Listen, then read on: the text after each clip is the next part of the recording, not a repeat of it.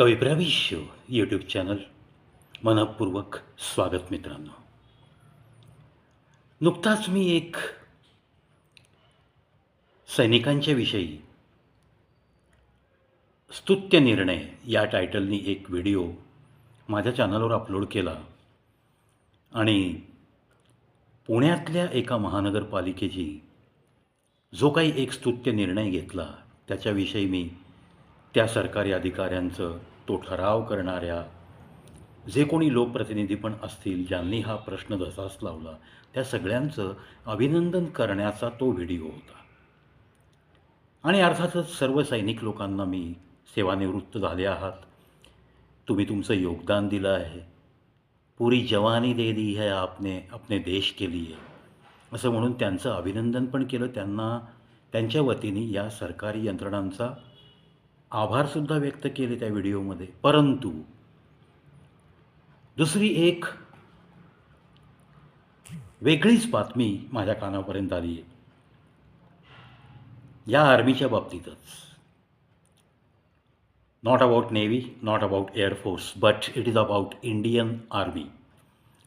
एका ॲक्शनमध्ये जवळपास 20 ते 21 वर्ष नोकरी केलेला एक अधिकारी ॲक्शनमध्ये त्याच्या पायाजवळ ग्रेनेड फुटलं आणि पाय त्याचा पूर्णपणे जायबंदी झाला. ऑपरेट करून पाय काढावा लागला. म्हणजेच तो पूर्णपणे एका पायाने अपंग झाला आणि त्याला या डिसॅबिलिटीमुळं अर्थातच आर्मीमधून सेवानिवृत्ती घ्यावी लागली. म्हणजेच डिसॅबिलिटी पेन्शनखाली तो एक सेवानिवृत्तीचं आयुष्य जगत होता. या ज्या व्यक्तींनी आपल्या देशासाठी काम करत असताना आपल्या शरीराचा एक ऑर्गन, ज्या 2 पायावर तो उभं राहून पुढचं आयुष्य चांगल्या रीतीने आपल्या पत्नी आणि मुलाबाळांसोबत घालवू शकला असता, त्या व्यक्तीला आपला एक पाय गमवावा लागला. तुम्हाला ऐकताना हे अंगावर काटे आले का नाही हो? पायाच्या जवळ ग्रेनेड फुटणं याच्यातली सिरियसनेस काही कळतो सिव्हिलियन लोकांना? मी हा प्रश्न विचारतोय. आणि जरी ह्याच्यातली डेप्थ कळली तरी त्या वेदना, ते दुःख, त्याच्या आप्त स्वकीयांचं दुःख आणि त्याचं स्वतःचं झालेलं त्याला दुःख आणि त्याचं स्वतःचं कधीही न भरून येणारं झालेलं नुकसान, याच्या भावनांपर्यंत काय आपण पोहोचू शकतो? Of course I am telling time to time की I am asking this question to every civilian. कारण आर्मी, नेव्ही आणि एअरफोर्सचे कुटुंबीय या दुःखापर्यंत पोहोचू शकतात. पण रोजच्या जीवनाच्या धबडगाईत स्वतःचा विचार करत जगणारी मंडळी या यातनांपर्यंत पोहोचूच शकणार नाहीत. आणि म्हणूनच हा विषय मला खूप गंभीर वाटतो. तो विषय असा आहे मित्रांनो, ज्या एका व्हिडिओमध्ये मी कौतुक करतोय सरकारी यंत्रणांचं आणि मला दुसऱ्या व्हिडिओमध्ये त्याच सरकारी यंत्रणांच्या निर्णयाला होपलेस डिसिजन असं मला म्हणावंसं वाटतं. रागाने खूप मोठा जीवाचा आकांत होतोय माझ्या. ऑफकोर्स बीइंग सन ऑफ फौजी हे स्वाभाविक आहे. कारण त्या यातनांपर्यंत, त्या वेदनांपर्यंत मी ऐकल्या काही क्षणात पोचलो आणि लगेच त्याच्या पुढच्या काही क्षणात मी हा व्हिडिओ बनवायला घेतला आहे. काय घडलं? काय डिसॅबिलिटी पेन्शन देता म्हणजे काय उपकार केले?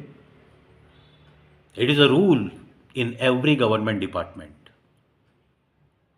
अहो, इतर खात्यामध्ये मोठमोठे भ्रष्टाचार करणारे IAS, IPS अधिकारी आपण बघतो, ज्यांच्या बंगल्यामध्ये रोकड एवढी सापडते की नोट मोजण्याची मशीन्स, एक नाही, 2 नाही, 10 मशीन आणून त्या रेड टाकणाऱ्या डिपार्टमेंटला नोटा मोजाव्या लागतात.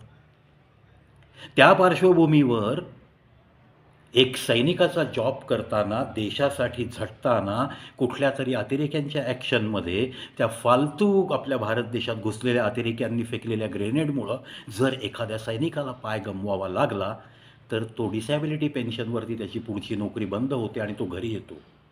अर्थात एक पाय पूर्णपणे गमावल्यानंतर त्याला कोणता जॉब मिळणार आहे? आणि जो जॉब मिळेल त्याच्यात त्याला 2 पाय असताना मिळाला असता जॉब, तर तो किती उत्साहाने काम करू शकला असता. त्याप्रमाणे त्याला काय सॅलरी मिळणार आहे दुसऱ्या जॉबमध्ये? आणि despite of all such type of things, एवढ्या सगळ्या काळज्या विवंचना घेऊन बाहेर आलेला आपला तो एक आर्मीतला अधिकारी नवरा, त्याला दुसऱ्या यातना काय मिळतात हे त्याच्या बायकोने एक्सपोज केलं आहे. त्या अधिकाऱ्याची पत्नी सांगते, की माझ्या मिस्टरांना एक पाय गमावल्यानंतर डिसॅबिलिटी पेन्शन मिळाली. Thank you very much government for that. पण त्यांना मिळालेल्या सगळ्या डिसॅबिलिटी पेन्शनसहित इतर रकमा या टॅक्सेबल आहेत, असा आदेशसुद्धा काढायला सरकार विसरलं नाही. म्हणजे स्वतःचा एक पाय गमावून सुद्धा पुन्हा सरकारला त्याच्या मिळालेल्या पैशावर टॅक्स हवा आहे. 50,000-50,000 रुपयांसाठी सरकार भिकारी झालंय? असा प्रश्न, ज्वलंत प्रश्न मनात येतोय आणि तो मी डायरेक्ट विचारतोय. तुमच्या नियमांना, तुमच्या कायद्यांना कुठेतरी असे हे अर्थहीन कायदे लपलेले आहेत, त्यांना बाहेर काढून त्याला एक चांगलं रूप देणं काम कुणाचं आहे? पाय गमावलेल्या सैनिकाच्या बायकोला दुःखाश्रू गाळावे लागतात आणि जगासमोर ही व्यथा मांडताना तिला किती यातना झाल्या असतील. ती चक्क म्हणते, की आय एम नॉट बेगिंग, मी भीक मागत नाही आहे सरकारकडे. फक्त मी हे उघड करते आहे, की किती सेन्सिटिव्ह आहे सरकार सैनिकांच्या बाबतीत. खेद वाटतो. असं वाटतं, की अजून खूप सुधारणा घडायला हवी. या वर्स्ट मेंटॅलिटीला या जमिनीखाली गाडण्यासाठी असे काही चांगले नेते पैदा व्हायचेत वाटतं अजून. आपण IAS झालो, आपण कलेक्टर झालो, या पदावर आपण भ्रष्टाचार केला नाही पाहिजे, अशी सद्सद विवेकबुद्धी येण्यासाठी सुद्धा 30-32 वर्ष नोकरी केल्यानंतर सुद्धा ही सद्सद विवेकबुद्धी येत नाही आहे सुपर क्लास वन अधिकाऱ्यांच्या मनामध्ये. मड्यावरचं लोणी चाटण्याची प्रवृत्ती त्यांची जात नाही आहे अजून. असे किती अधिकारी सापडले, पुढं काय झालं त्यांचं, हे जनतेसमोर कधीच येत नाही. त्या नोटांचं काय झालं, जो ढीग सापडला, त्या पैशांचा नक्की विनियोग सरकारने कुठे केला, द्या ना, त्याचे पण तुम्ही बॅलन्स शीट द्या ना जनतेपुढं. आणि मग एखादा अधिकारी कडक वागला, की त्याला 1.25 वर्षात, 10 महिन्यात एका ठिकाणाहून दुसऱ्या ठिकाणी बदल्या करायच्या. अरे let them do their work honestly. त्या ऑनेस्ट पर्सनला, प्रामाणिक पर्सनला, जांबाज पर्सन्सला तुम्ही का त्रास देता? असाही कडक सवाल मला विचारावासा वाटतो या सरकारी यंत्रणांना आणि या नेत्यांच्या बदल्यांमध्ये चालू असलेल्या इंटरफिअरन्सला. खूप खेद वाटला मला या गोष्टी ऐकून, की एखादा सैनिक आपला पाय गमावतो, आपलं आयुष्य कमी करून घेतो आणि त्यानंतरसुद्धा त्याच्या पैशांवरती जो टॅक्स मिळणार आहे, 50,000-50,000 रुपयाचा टॅक्स हो, 1,00,000 रुपयाचा टॅक्स. काही मूर्ख माणसं म्हणतील, मग भरून टाकायचा 1,00,000 रुपयासाठी का तू असा एवढा आरडाओरडा करतोय? त्यांच्या बुद्धिमत्तेला सुद्धा मी लवून मुजरा करतो. आणि हो बाबा, तुमच्यापेक्षा मी नालायक आहे, कबूल करतो. कारण मूर्खांपुढे आर्ग्युमेंट करून काही उपयोग नाही ना.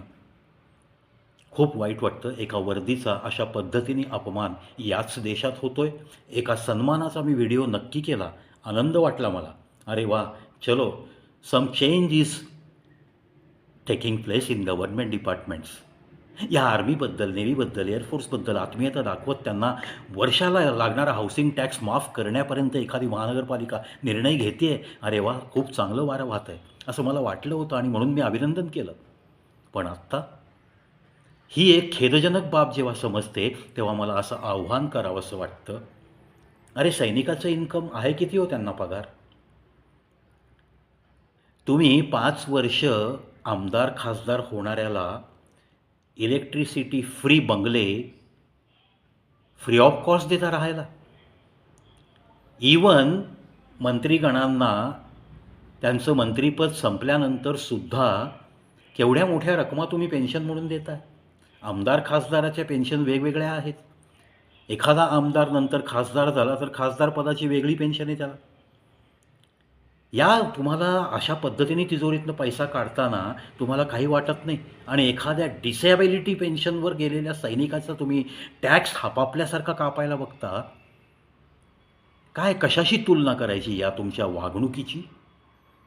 असं सिव्हिलियन लोकांच्या नक्की मनात येतं आहे. एक फौजीचा मुलगा म्हणून माझा तर खूपच त्रागा होतो आहे. या अशा गोष्टी ज्या घडतात त्या तळपायाची आग मस्तकाला नेतात. मी तर म्हणेन अहो, इतकी लाईफची रिस्क घेऊन जे आयुष्य जगतात तुमच्या आमच्यासाठी ना, त्यांचा प्रत्येक penny and penny should become non taxable. मी तर म्हणतो याच्यासाठी आता सगळ्यांनीच मागणी करायला हरकत नाही. हा भले लाखोच्या ह्याच्यात संख्येत असतील सैनिक रिटायर होणारे. It makes no difference as far as total population of India is concern. काही हरकत नाही ते द्यायला. हे मोफतची खिरापत जी चालली आहे ना काही लोकांना वाटण्याची, हे आमदार खासदारांची तहहयात मरेनंतर पेन्शन, मेल्यानंतरसुद्धा फॅमिलीला पेन्शन, मोठमोठे घोटाळे माफ करायचे यांना. 15 पंचवार्षिक योजना राऊंड अबाउट झाल्यात आपल्या भारत देश स्वतंत्र झाल्यापासून.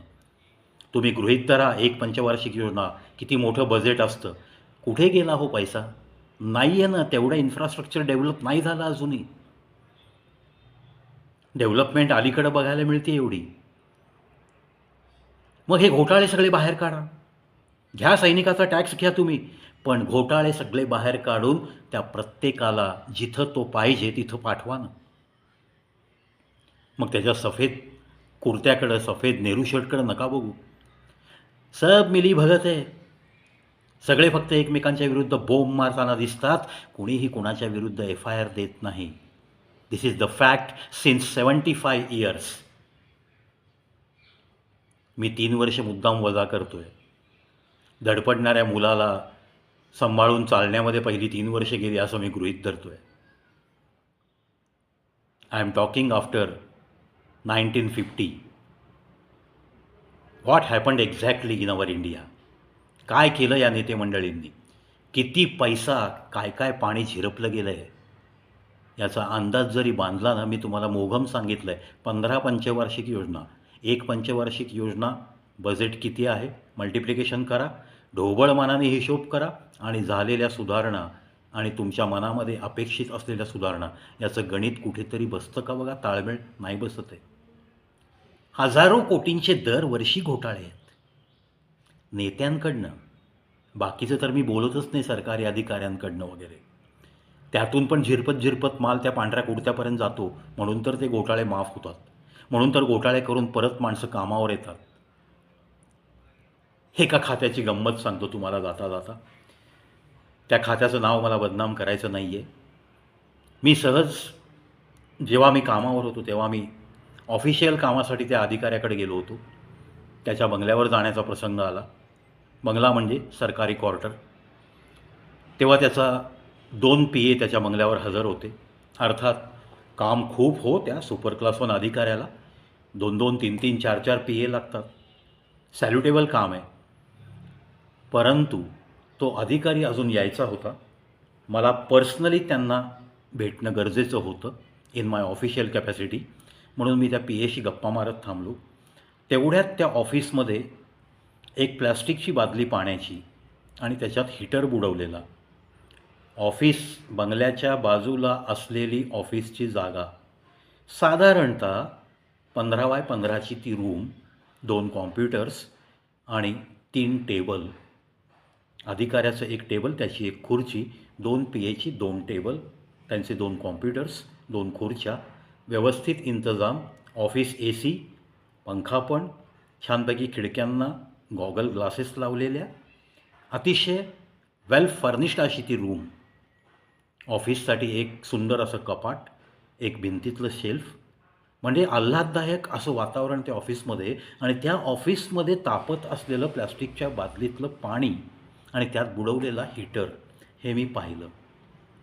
आणि मी एकदम सरप्राईज झालो. यार, ऑफिसमध्ये सकाळी 9:15ला पाण्याची बादली, पाणी तापते, काय प्रकार आहे? तो PA गालातल्या गालात हसला आणि मला म्हणाला, जाऊ द्या ना साहेब, आपल्या कामाचं बोलू आपण. अरे नाही, पण आय एम टोटली सरप्राईज. म्हटलं डोंट वरी, म्हटलं मला तू सांगशील तर खरं, मला अंदाज तरी नक्की काय प्रकार आहे. काय तुम्हाला इथं ऑफिसमध्ये काही गरम पाणी लागतं का? काय काही वॉशिंग वगैरे चालू आहे का? काय चाललं आहे? का बरं हीटरमध्ये? तेव्हा त्यांनी मला बाहेर घेतलं आणि बाहेर मला चक्क सांगितलं, की साहेब हे आमच्या साहेबाच्या कुटुंबाचं अंघोळीचं पाणी या ऑफिसमधल्या या प्लग पॉईंटवर तापतं रोज. मी म्हणलं, व्हाय दिस इज सो? गिझर वगैरे नाही आहे का बंगल्यात?